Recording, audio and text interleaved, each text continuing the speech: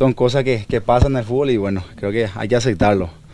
Normalmente quería aclarar una cosa que hasta el último momento esperé arreglar con la gente de la otra institución y entonces, bueno, no se dio y bueno, hoy día gracias a Dios tengo la oportunidad de estar acá en el Club Olimpia y bueno, tratar de hacerlo mejor y que sea con éxito, por la forma que nosotros quedamos una cosa y él dijo otra cosa, pero obviamente él me había llamado el día de ayer para decirme qué es lo que pasó.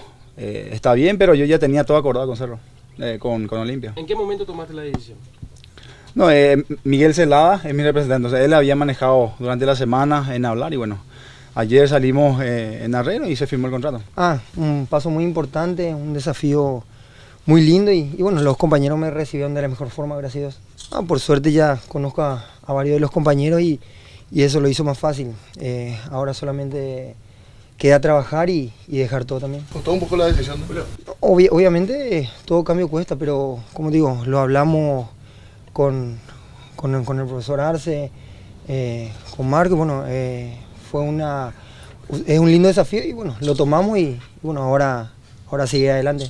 Son ciclos que se cumplen, bueno, lo mío se cumplió y bueno, ahora solamente a pensar en lo que viene. ¿Te imaginaste alguna vez, Diego, venir acá, jugar por Olimpia? No, uno siempre imagina el día a día. Ahora Olimpia es mi presente y bueno, tratar de dejar todo para este club. ¿Cómo se entra en el bolsillo del hincha de Olimpia? Con trabajo, trabajar duro y bueno, dejar todo en cada partido.